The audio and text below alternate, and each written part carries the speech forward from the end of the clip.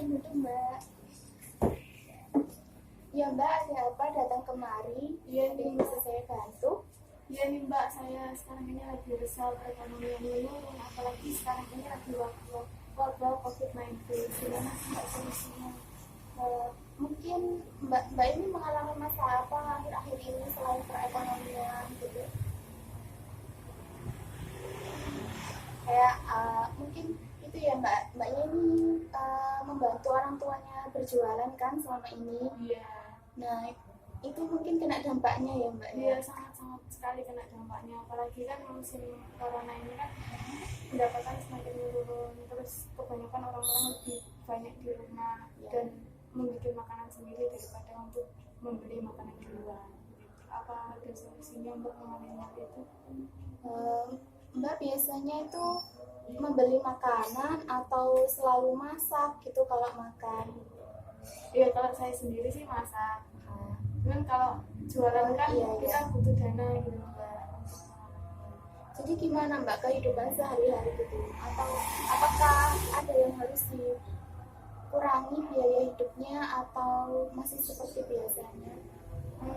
Kalau selama ini sih baik-baik saja keadaannya Mbak. Terus selama adanya wabah COVID-19 ini pendapatan saya semakin menurun dan saya juga harus kan mengelola keuangan dengan baik. Jadi ya saya itu yang sisi lain buat gerakan, sisi lain buat gerakan dan saya sedikit kebingungan gitu gimana. Kalau menurut saya ya semua orang kan Mbak tahu lah ya kayak seluruh dunia gitu mengalami dampak dari corona ini. Nah menurut saya sih benar kata Mbak tadi ya kita harus bijak mengelola keuangan tadi. Terus kita juga kayak mulai bersyukur deh kayaknya Mbak kalau menurut saya ya. Kayak di sini tuh kita disadarkan gitu loh. Corona ini membuat kita untuk bergaya hidup apa yang kita butuhkan bukan yang kita inginkan. Terus gimana Mbak hari-hari selama ini Mbak? Apakah seperti biasa atau merasa jenuh gitu? Ya emang sih di sisi lain ada yang menguntungkan, ada yang tidak menguntungkan. Yang menguntungkan kan kita lebih bisa bersama keluarga, Ya.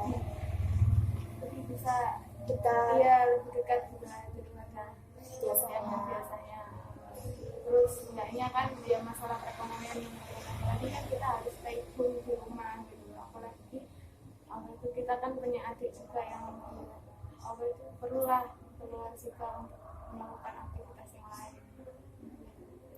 itu Mbak merasa jenuh gitu ya. Iya, gimana solusinya? Kalau dari di mata kuliah saya itu Mbak pernah diajarkan namanya itu konseling afektif. Nah, maksudnya conditional affective itu di situ saya tuh mempelajarinya itu gini. Mbak itu harus menempatkan diri Mbak bukannya gitu ya, bukannya saya menasehati ya Mbak, tapi saya seperti memberi solusi dari pertanyaan Mbak tadi.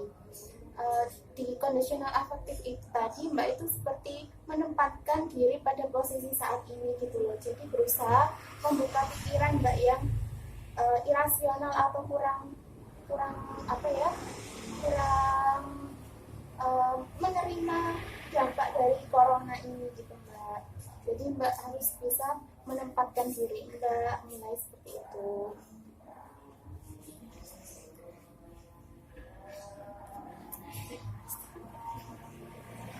Jadi gimana Mbak? Apakah ada yang mau di-share lagi atau dirasa sudah cukup?